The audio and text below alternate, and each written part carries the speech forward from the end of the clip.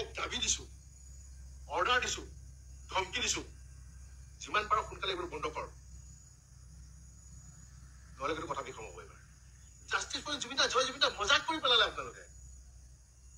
এই justice for Zubeen দা যে জয় জুবিন দা বুলি ক'লে, এই জুবিন দা শব্দটোক আপোনালোকে একদম অৰ্থহীন কৰি পেলালে। নিশ্চয় কথাকেইটা শুনিলে। এই কথাকেইটা কিয় কৈছে আপোনালোকে নিশ্চয় গম পাইছে। ৰৈ ৰৈ বিনালে ছবিখন, জুবিন গাৰ্গৰ যিখন মৰমৰ ছবি, সপোনৰ ছবি, সেই ছবিখন ছবিগৃহলৈ চাবলৈ গৈ বহু লোকে প্ৰাইভেচি কৰিছে আৰু তাকে লৈ ক্ষোভিত হৈ পৰিছে এইগৰাকী। আৰু তেওঁ আচলতে যিকেইটা কথা কৈছে ক্ষোভত কৈছে। এখন চিনেমাৰ যেতিয়া নেকি সম্পূৰ্ণ কৰিবলৈ কিমান কষ্টৰ প্ৰয়োজন বা কিমান টকাৰ খৰচ আৰু কেনেকুৱা পৰিশ্ৰম কৰি এখন চিনেমা তৈয়াৰ কৰা হয় বা বনোৱা হয়, সেই কথাটো আচলতে যিসকলে প্ৰাইভেচি কৰিছে তেওঁলোকে অনুভৱ কৰিব নোৱাৰে। তেওঁলোকে মাত্ৰ 100 টকা বা 200 টকাৰ পৰা 300 টকা, খুব বেছি 500 টকা এটা টিকটৰ মূল্যত এখন চকী লৈ 2 ঘণ্টা বা 3 ঘণ্টা সময় খৰচ কৰি তাত বহি মোবাইলত সম্পূৰ্ণ ৰেকৰ্ড কৰি আনিছে, তাৰ পাছত প্ৰাইভেচি কৰিছে। এইবিলাক আচলতে কেনেকুৱা ধৰণৰ মানসিকতা মানুহ হ'ব? আমাৰ অসমখনত অসমৰ সম্পদ, অসমীয়াৰ চিনেমাৰ যিকোনো বস্তুৱে নহওক, এনেকৈ যদি প্ৰাইভেচি হ'বলৈ হয় তেনেহ'লে কেনেকৈ উন্নতি হ'ব? প্ৰাইভেচি হ'লে আচলতে বস্তুটো যিটো গুৰুত্ব, সেই গুৰুত্বটো নাইকিয়া হৈ পৰে।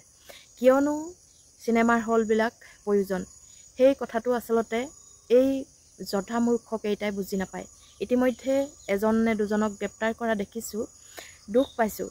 যদি তেওঁলোকৰ ইমানেই তেনে চুৰ কৰা বা কিবা কৰাৰ মতলব আছে বা তেনেধৰণৰ কিছুমান কাম কৰিবলৈ আছে, তেনেহ'লে তেনেকুৱাবোৰ কৰিবলৈ হ'লে একেবাৰে ভালকৈ কৰিব লাগে। এনেকৈ জুবিন গাৰ্গৰ মৰম দেখুৱাই সেই চিনেমাখন চাবলৈ গৈ তাত গৈ প্ৰাইভেচি কৰি জুবিন গাৰ্গক অপমান কৰা সমান আৰু ডাঙৰ কথা নাই। জাষ্টিছ ফৰ জুবিন গাৰ্গ যিসকলে লিখিছে, তেওঁলোকে আচলতে এই লিখি এটা মজাক কৰি দিছে বুলি তেওঁ ইতিমধ্যে ক্ষোভত কৈছে। হয়, আমি জাষ্টিছ ফৰ জুবিন গাৰ্গ লিখিলেই নহ'ব, তেওঁক আমি মনে প্ৰাণে কিমান ভাল পাওঁ, কেনেকৈ পাওঁ, এই কথাটো আমি প্ৰকাশ কৰিব পৰা নাই।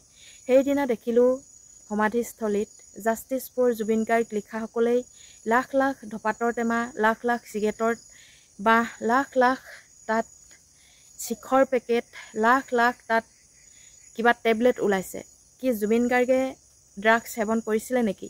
জুবিন গাৰ্গে আমি নজনাকৈ ড্ৰাগছ সেৱন কৰি ড্ৰাগছ এডিক্টেড আছিলে নেকি? এনেধৰণৰ প্ৰশ্নবোৰ আমাৰ মাজত আহে। কাৰণ যিসমূহ বস্তু এতিয়া তাত ওলাইছে, সেয়েহে চৰকাৰখন বাধ্য হৈছে কিছুমান নীতি নিয়ম বান্ধোন বা SOP লগাবৰ বাবে।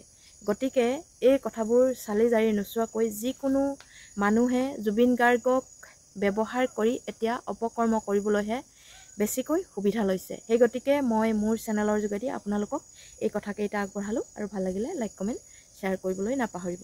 ধন্যবাদ।